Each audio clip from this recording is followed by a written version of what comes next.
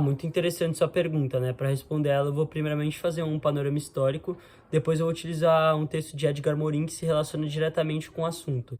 Tá, agora que você já entendeu as principais características do antigo regime, vale ressaltar que durante o século XVIII esse sistema passa por uma grave crise. O porquê importa, mas não para minha explicação, então eu vou deixar aqui um vídeo sugerido caso você queira assistir mais sobre o tema. Então, nesse contexto de crise surge o Iluminismo, que é um movimento intelectual. O iluminismo, ele vem da palavra enlightenment, que foi traduzida para iluminismo, mas o correto seria para esclarecimento. O que é o esclarecimento? O esclarecimento é a saída da minoridade, ou seja, a sua autocapacidade de pensar. Só que o esclarecimento para os pensadores só vinham ou através do aprendizado ou através do uso da razão crítica. Só que ao você usar a razão crítica, você não ia aceitar as verdades autoimpostas pela sociedade e é isso. Então isso vai mudar muito o pensamento da sociedade. Porque, por exemplo, a igreja utilizava muitos dogmas e esses dogmas vão começar a ser questionados.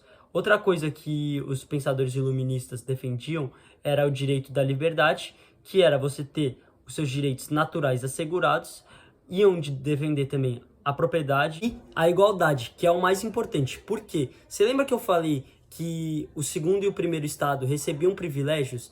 Com a igualdade, esses privilégios vão acabar. Então já vai ter uma outra mudança na sociedade. E também, você lembra que eu falei que a sociedade está baseada na desigualdade? Justamente, esse pensamento vai mudar muito, justamente pela defesa da igualdade pelos pensadores.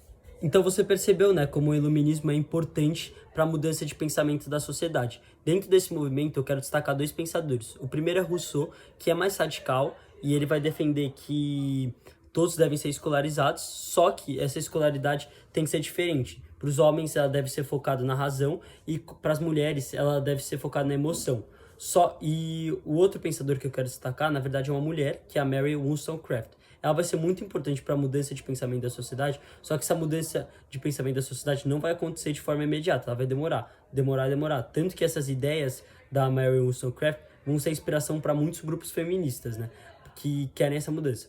Então, beleza, a Mary Wollstonecraft ela vai defender que a razão só vai ser obtida pelo exercício do intelecto. E daí ela vai questionar Rousseau se essa falta de habilidade, né, para a razão seria natural nas mulheres ou seria porque elas não são ensinadas e elas são ensinadas a serem emotivas. Então ela vai fazer esse questionamento que é muito importante, como eu disse, vai gerar reflexões nas sociedades e aos poucos as sociedades vão se modificando, tanto que ela vai ser inspiração para diversos grupos feministas. Então agora, como eu falei, eu vou utilizar um texto, né, que é o texto de Edgar Morin, que ele fala que basicamente no século XVIII a razão era utilizada como base de tudo e que a humanidade tinha que ser guiada pela razão. E daí a razão ia estar associada diretamente com o progresso. Então você só ia conseguir o progresso com o uso da razão. Só que aos poucos a razão começa a ser criticada. Por exemplo, Rousseau fala que a razão sozinha é abstrata e inumana, então ela vai começar a receber críticas. E essa ideia da razão como fonte do progresso também vai começar a ser criticada. Por quê? Porque vão ter evidências históricas que isso não é verdade. Por exemplo, a bomba atômica, ela surgiu por meio da razão e ela não trouxe progresso, ela trouxe mortes. Então a razão, como certeza de progresso, vai ser morto. E essa questão do progresso é muito complicada, porque o texto vai falar que você tem que integrar a razão com o afetivo, o que é muito difícil de fazer. Levando em consideração tudo que eu falei, utilizando a razão crítica, né, eu concordo em partes com o seu prognóstico, mas eu também discordo com ele. Por quê? Porque você tem evidências científicas que o mundo possa estar a caminho de acabar, como por exemplo o aquecimento global. Caso nada seja feito, o mundo vai acabar. Isso é um fato. Só que já tem muitas pessoas se conscientizando e utilizando a razão, sabendo isso, e mudando, né? Fazendo políticas, fazendo diversos acordos. Por exemplo, o Acordo de Paris é um exemplo claro dessa mudança. Então, eu acredito, em partes você esteja correta, em partes não. Porque eu acredito que a sociedade tem que abraçar esse movimento de mudança e ver e perceber o que está errado no mundo e mudar, utilizando a razão.